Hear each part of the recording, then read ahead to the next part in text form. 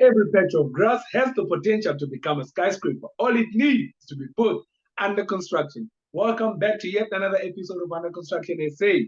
I'm your host, Thuso Motsomane. And if you haven't subscribed to the channel, you should know by now that you should click on that subscription button, click on the notification button so that every time we drop an episode, you are notified. Today I have a very, very special guest, as you know, on Under Construction every week in J. A special guest. There's no one who's not special. Everyone is like special because they come with information and they're inspirational people in their own way, man, and they're pioneers, and that's what I love about it, you know. And today we have Lali Makhalima. Lali, how are you doing? I'm well, thank you. How are you? I'm good, man. Lali, to someone that doesn't know you and to people who are watching on the construction industry right now, how would you describe yourself? How would you introduce yourself to a stranger? Um, I would say I'm a lover of Jesus Christ. I'm a CEO. I'm a multi-passionate entrepreneur. I'm currently a student, an accounting student. I'm a daughter. I'm a sister, a friend. Yeah, there are lots of things about me, but yeah, I think that sums it up pretty much. So if I were to ask you, since you say one of the things you mentioned is being a CEO, so growing up at a young age, have you always known that you're gonna run your own company or you're gonna be a CEO? Or is it something that came as you were figuring out life? I think a mix of both because a part of me is very much like climb the corporate ladder, blah de blah de blah. At some point, I wanted to be a lawyer, but I'm the kind of person I'm like, I want to be a ballerina, I want to be a lawyer, I want to be a singer, I want to do all the things.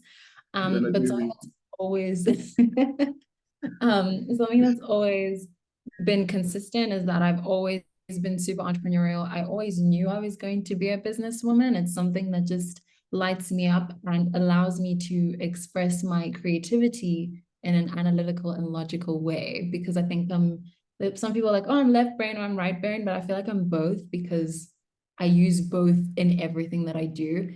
So yeah. So how did you, like you say, you always knew, how did you know that you're gonna end up? What's the story? How did you know that, you know what, I'm going to end up one day being an entrepreneur? And I mean, when someone looks at business, I don't think creativity. When I think creativity, I'm thinking the arts, the entertainment game. I'm thinking I'm a rap. I'm thinking I'm an actress and stuff like that. How then does creativity and business mix? I think, I mean, from a very young age, like I've always been someone who's like, oh, very logical, very type A personality. I like things a certain way. I don't like chaos. That needs to be order and structure. And I've always been really analytical. But then the other side of me, which is very much like a family thing, like music and singing, playing instruments, all of that. So like the arts is like a very big part of that. And I think that in business, when like it's a very masculine space in terms of you use a lot of analysis and logic to do well in business, and that's what's really promoted because it's true. But to a certain extent, creativity comes into play because you need to be innovative, you need to think outside the box. I'm very big on not being like everyone else and standing out and maybe doing something similar, but having my own unique spin on things. And a lot of creativity is required to actually determine what that USP is. So, yeah, that's how I see creativity in business. Oh, the unique selling proposition. Oh, yeah, I see that the USP. So, would you say it's been because you speak so much about growing up, your background? I want to know how has that shaped the businesswoman that you are today? I think in my family, people are either really entrepreneurial or really like corporate focused. So like climbing the corporate ladder, doing really well in other people's systems. And then there are a lot of people who just create their own systems and own organizational structures. And I mean, my mom is the CEO of two companies and she's very ambitious, very like she's just a powerhouse of a woman, freaking adore her. But I think that the way that she has raised us is kind of just to tap into who you are and understand who you are. So I think that for me, I just, I don't know how you know, but you just know, like, I just always knew that, I'm going to be a businesswoman. I always wanted to be a CEO. I knew there was a lot that I wanted to create and build. And I think that I'm so fortunate to be in the family that I'm in, because a lot of entrepreneurs don't have the support of their family members, but I'm just adored and loved, and I have the best cheerleaders ever in everything that I do.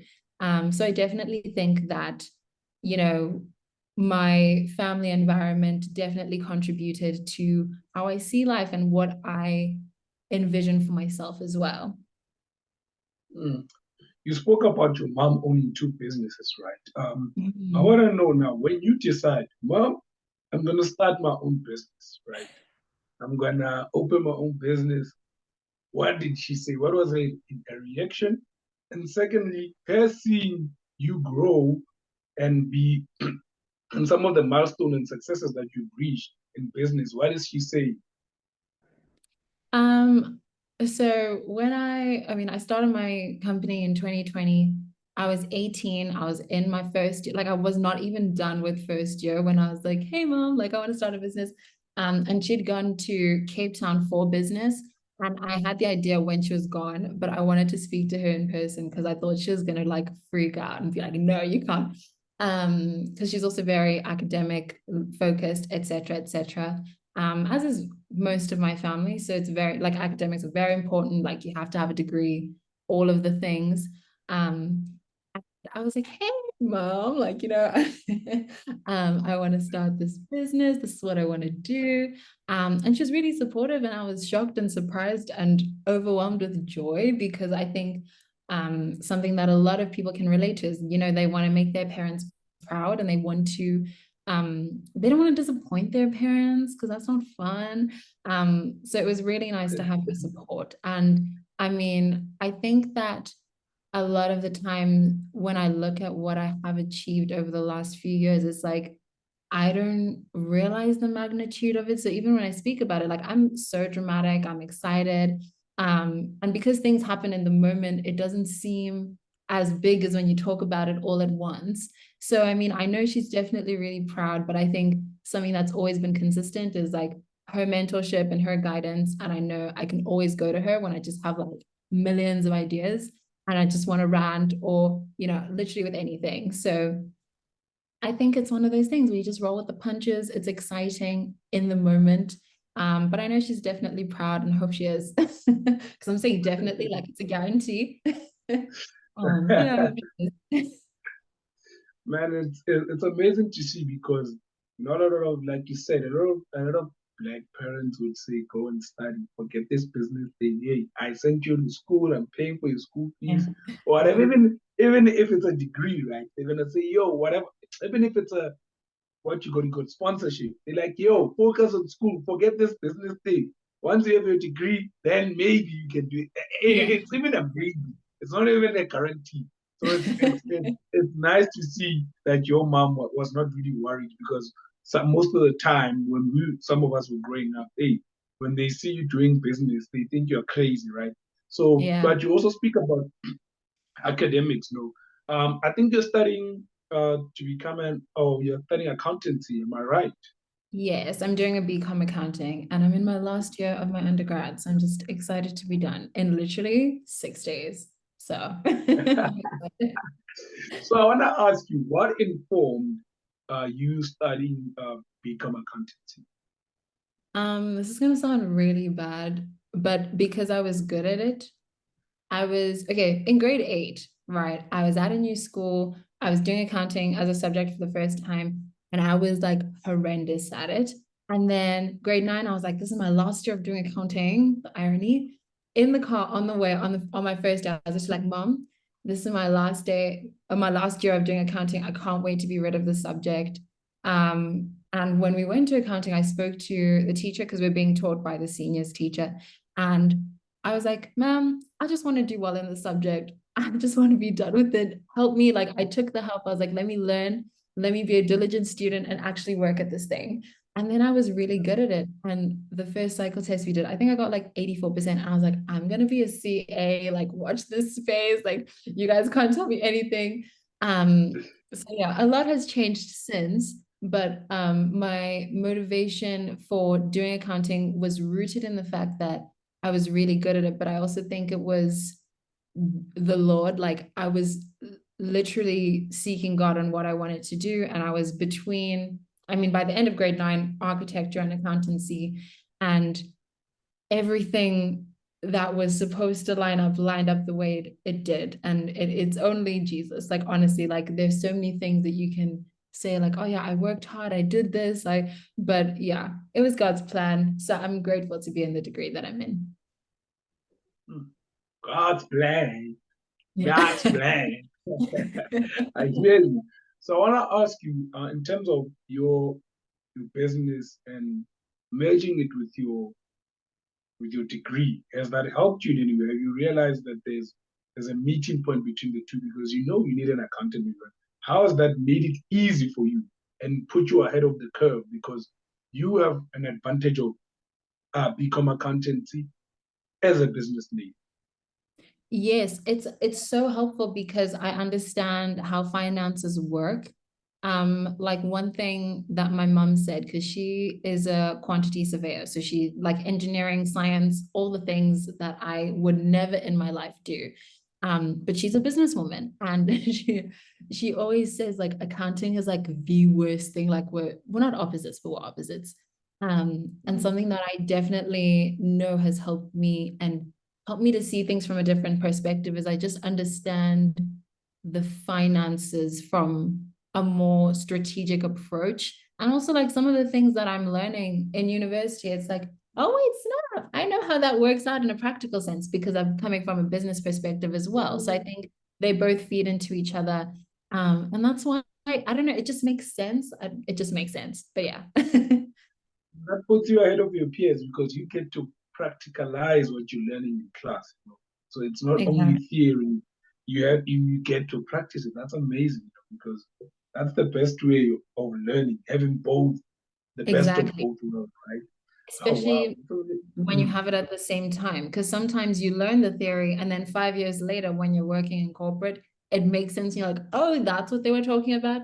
But it's nice because I'm living out the theory that I'm Living learning. it as you go. So, Yeah, exactly. yeah. Oh, that's amazing, man. Shoot, I'm envious of you. I'm envious of you. It's nice to study and then at the same time you apply. It's not because most of the time you're just, this doesn't make sense. What does it make you to do this thing? And up to 5 years, 3 years, like, oh, I remember what the teacher Oh, was saying. Oh, exactly. this guy was, oh, this now makes sense. And you were like, some of the things, like, damn, I remember they taught us this thing, but I didn't really pay attention. And now you have to go back. Yeah, Yeah. such is life, man. So, but you are one of the lucky few who are managing to do both at the same time. So, you spoke about you started your company in 2020. I want to know, what problems did you identify, that propelled you to starting Lali Makhalima Co. So I started out as a social media sales and business coach. So basically helping people who owned companies to market themselves on social media and make sales and generate revenue through organic social media content. And for me, I was just seeing all the old people making a hot mess on Instagram and Facebook and just doing a madness. And I was like, we need to fix this. Because I'm very like type A, they cannot be chaos, things need to be done properly, things need to Yeah, look. And when I saw what was going on, I was like, guys, come on, we need to be better people. And I mean, I'm the kind of person like I love learning from other people, so I just followed a lot of like podcasts and business people on YouTube and stuff. And I was like, oh snap, they're teaching people how to do the things that they're good at, and I'm good at the social media thing. So how about, I try my hand at this. If it doesn't work, it doesn't work, but at least we tried. Um, so yeah, it was mainly because I just saw people just going mad on social media and then complaining that they're not getting the results, but they weren't being strategic in their approach. Wow, so it found you, didn't find it.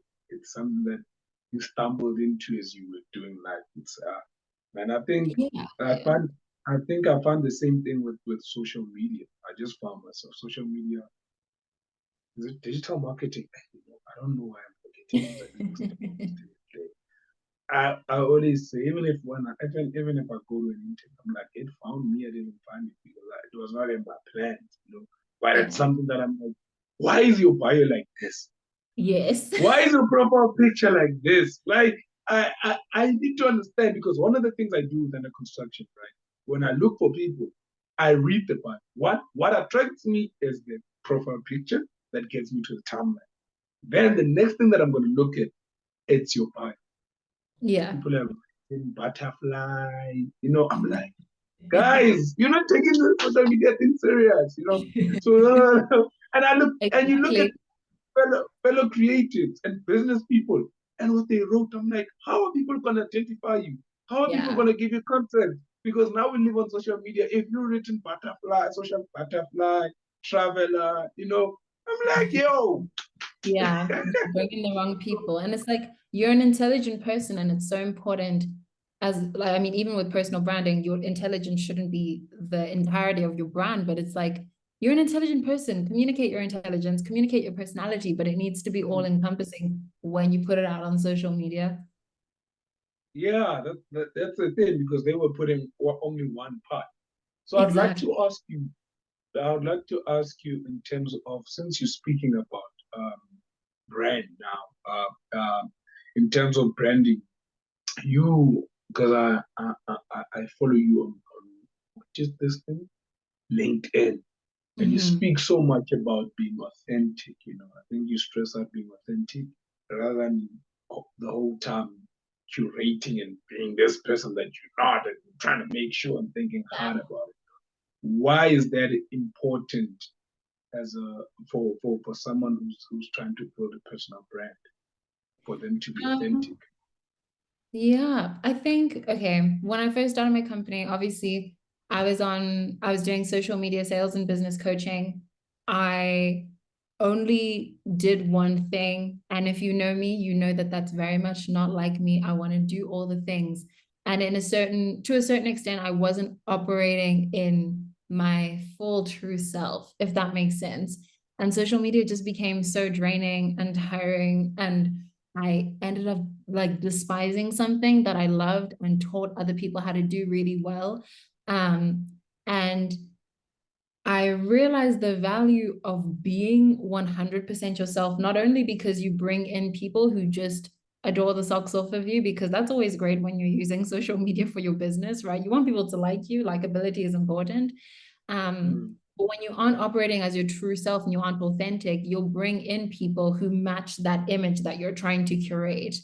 But also that you just don't want to project something that you're not because it goes against who you are. And I believe that who you are is what makes your social media, your brand, your business what it is. Um, so it would just be a misrepresentation, and that I don't stand for that. So yeah, long story, but there's the answer. I like what you say and speak about authenticity because I'm one stubborn person. I think a lot of my friends know it. I don't do things because you say I'm going to do it. No, Yeah. your hairstyle looks nice. No, I want my dreads. I don't care what you think. It's all about me. It's me being myself. And I believe in instead of living out people's opinions, but living a life from a point of expression, expressing yourself and expressing who you are.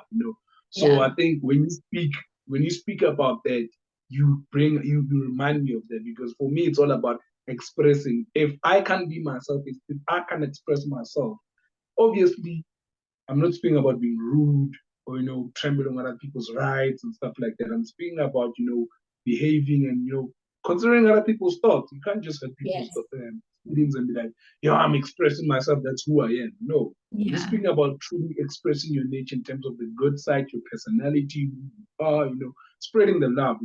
So you brought out that you just reminded me of that side of myself that I always emphasize that I don't care at the end of the day, as long as I'm expressing myself. It's not about what other people are saying, because I'm not here to please people. I'm here to live out a purpose, and that's why I exist, So yeah, that's another story for another day in terms of purpose. Just come out, my bro, inspired me. So you having started this business, Lali Makhalima and Co. You have let me read here, empowered 60 CEOs on 6 continents, just at the age of 21. 60 CEOs, in terms of helping them with their personal brand. 60 CEOs, 6 continents. Now, I just want to, I had to say that again so that it's believable. So yo, at just the age of 21, I want to know, how do you find yourself? What are you doing to find yourself in such spaces where you're speaking to CEO 60 and 6 continents? I want to know. Give me the phone. Give me the juice. Social media. I mean, obviously, I started my company 2020. I was inside my house all the time. So social media was the only way to connect with people that you know, people that you didn't know.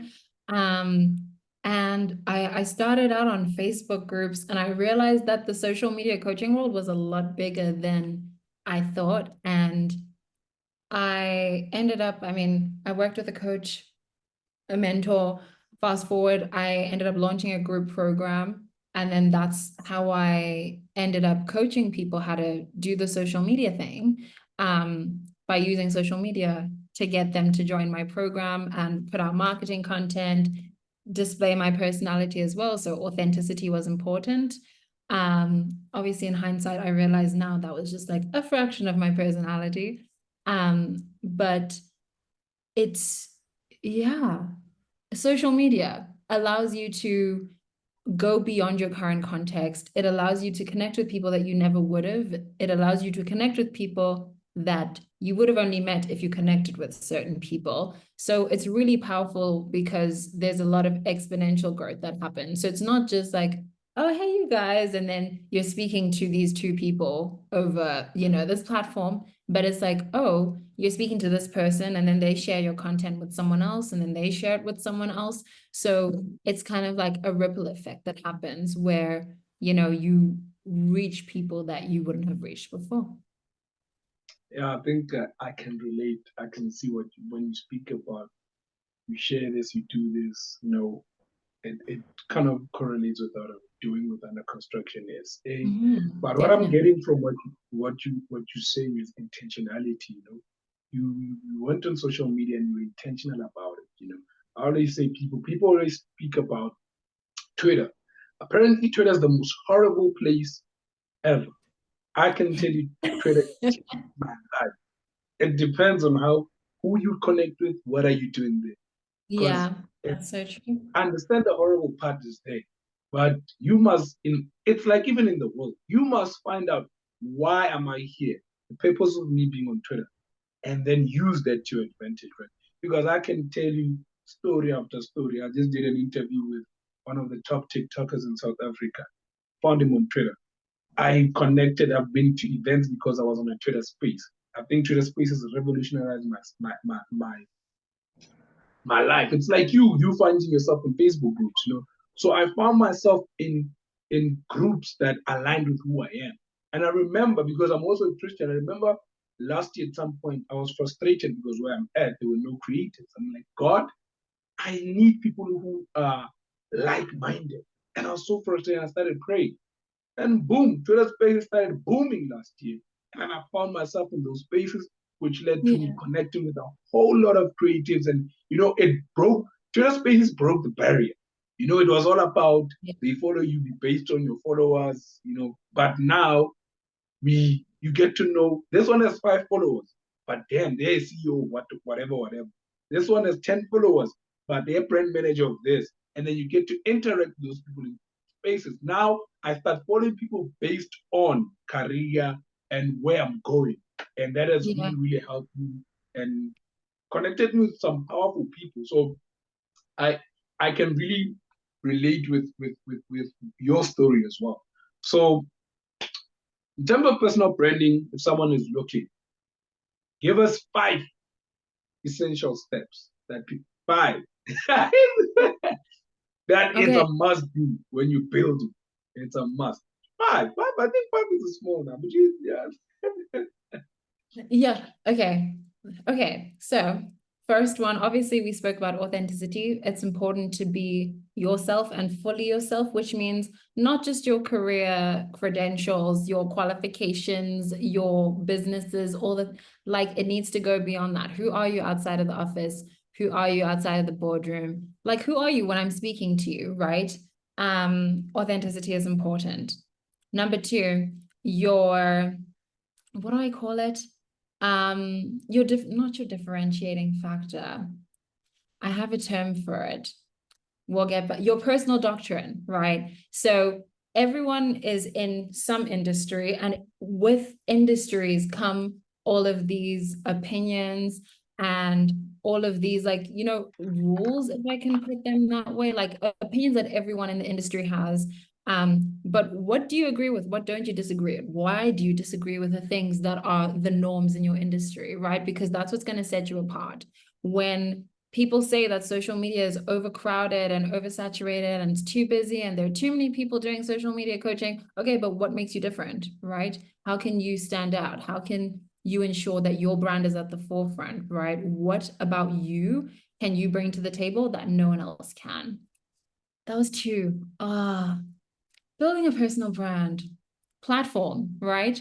Where do you want to show up? Who do you want to connect with, right? What kind of people do you want to bring into your space when building a brand? Because something that is crucial to a personal brand is community, or else you're just a person, you're not a personal brand.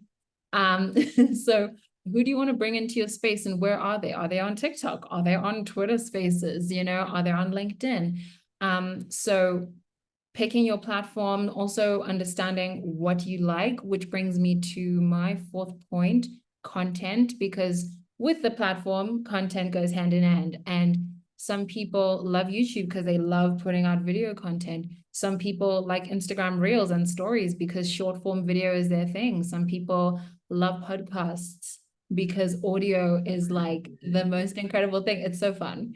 And some people, they're not comfortable with video, but they like writing posts. So LinkedIn is great. But you have to play to your strengths, right? Which plays into authenticity, because if you're not a video person, don't put out video content just because everyone's saying that video converts and video works, right? So you don't have to go with what is said to be the best and most incredible thing ever. Play to your strengths, because you won't get burned out that way. And you'll also be able to fully express yourself in the way that feels comfortable to you. And you also have to understand that the people that you're bringing into your space, if you love video and audio content, those are the people that are going to gravitate towards you because they like consuming that kind of content. But if you're not a video person and you like to write out LinkedIn posts or newsletters or whatever, and you're putting out video content, you're going to attract a lot of video people. And when you start doing things that you actually like, your audience won't be accustomed to what works for you. That was 4. 5. Ooh, okay. I need to make this one a good one. I feel like this is like the finale. I would say for number 5, we spoke about authenticity, your personal doctrine, platform and community, content. Strategy and time would be my last one. I'm very analytical, very strategic. I like to use logic. I like to do one thing to yield this result. So you have to map out your goals and your objectives. What do you want your personal brand to achieve? Do you want it to skyrocket your career trajectory? Do you want to speak on more stages? Do you want to start a second business or a first business, right? What are you using your personal brand for? Because everything that we've mentioned prior to this, all our other 4 points are really going to move the needle forward in terms of you actually achieving what you want your personal brand to achieve. And if you just want your personal brand to be there, to be pretty and to be cute, that's fine as well. But as long as you know that, right? It's important to be very, very clear. I'm the kind of person where I'm like, I have a 10-year plan and a 700-year plan. And it's very important for you to know what you're looking for at the end so that your actions yield that result. Because, you know, you can want something in 10 years, but if you're not making strides towards that now, then it doesn't mean anything, because in 10 years time you won't have it. So yeah, those are my 5. There we go. Wow, what a powerful, powerful 5 points. And I like what you're saying at the end, that we have to work towards our goals. It doesn't mean anything if you don't work towards it.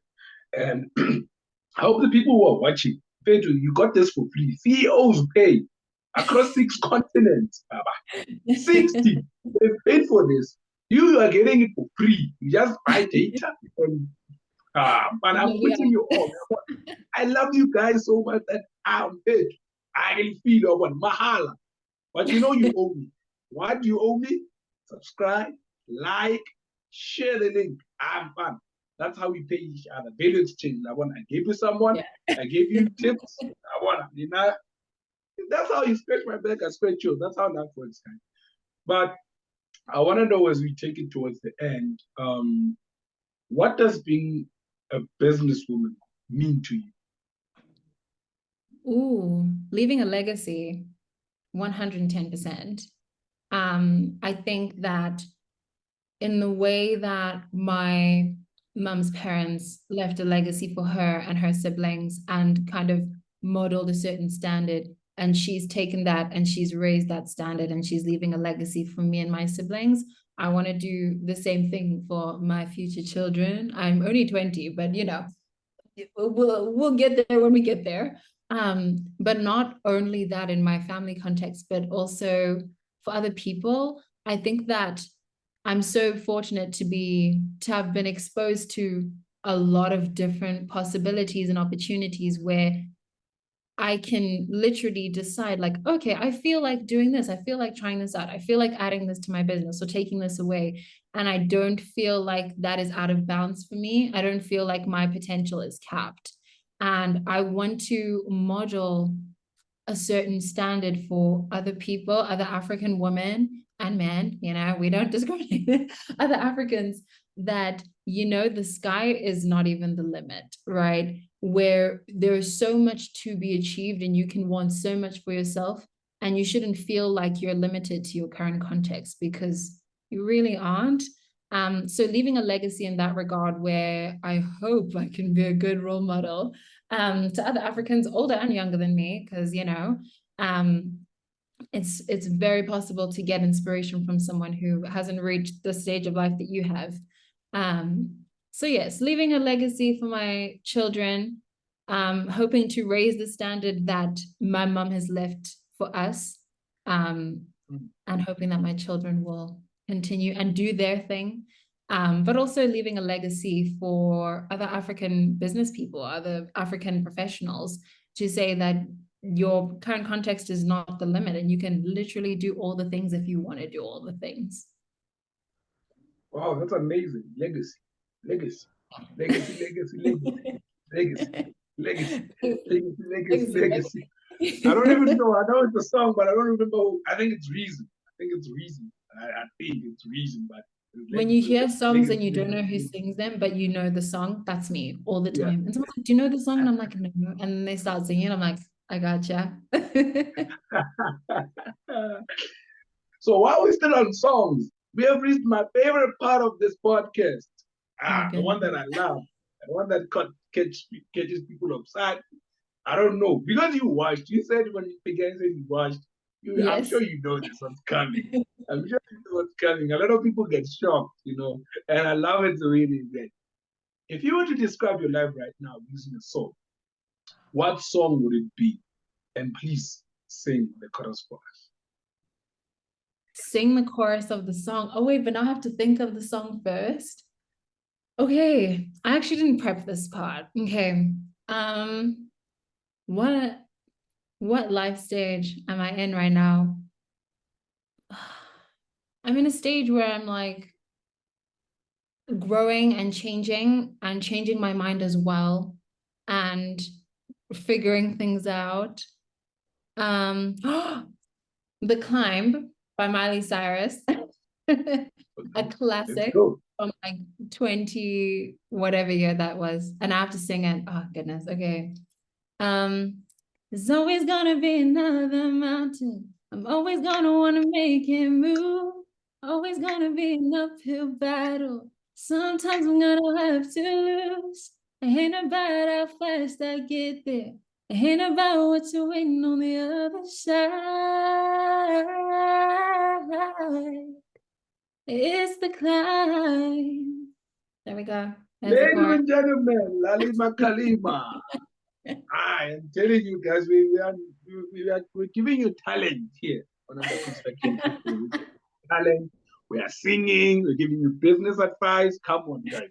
Come on. I'm doing everything for you. I'm doing everything for you. So, lastly, as we go out, since you're starting, you literally just starting out. What do you look forward to the most? What do I look forward to most? Adding new things to my business. So I have a lot of plans, and I know plans don't always go your way, and many other plans in a man's heart, but I have a lot of things that I want to build and grow and start in this company. And I'm just excited. Like I was the child who always wanted to be an adult because being an adult is more fun because you get to do anything you want to do. And I'm still like that. So I think, even in the starting phase, it's exciting because now like all my creative juices are flowing and I'm like, oh, what do I want to do? What do I want to leave in this world? But I'm excited to actually leave those things in this world. So yeah. Wow. Amazing, amazing, amazing. Ladies and gentlemen, this has been an amazing episode with Lali Makhalima, who helps people, and let me just put it well, not people, 60 CEOs, 6 continents with personal branding. I need you to understand that's the level, you know. And we're grateful for hearing her story. She left us with tips of building a personal brand essentials, told us about being authentic, told us a bit about her background and how her mom supported her. And today, she's telling us a story of how she's constructing her dreams. And we look forward to seeing what God in the future has for her. And we look forward to seeing her shining because at a very, very young age, she's already doing amazing stuff and she's already setting herself apart from her peers. And what I love about this person is it's all about authenticity and being intentional, you know. And like she says, she emphasizes strategy and planning. And I like what she said at the end, that plans don't always work out. And I think it's one of the things that I'm leaving with. And it's true, plans don't always work out. And we must just make room for that. But for me, Thuso Motsomane, if this is your first time watching Under Construction and you don't know what we're about, we are a podcast that profiles young people that are on the come up from different industries. Our aim is to inspire the next generation. Our aim is also to inform and help people get information about the various careers that are available. We dream of going to the rural areas and having these sessions with people from impoverished backgrounds. And one of my dreams I always say to people is that I can't wait to send those same kids on holidays to go to work environments and work there during holidays and be exposed, and get the opportunity to see what people are doing in terms of the things they dream.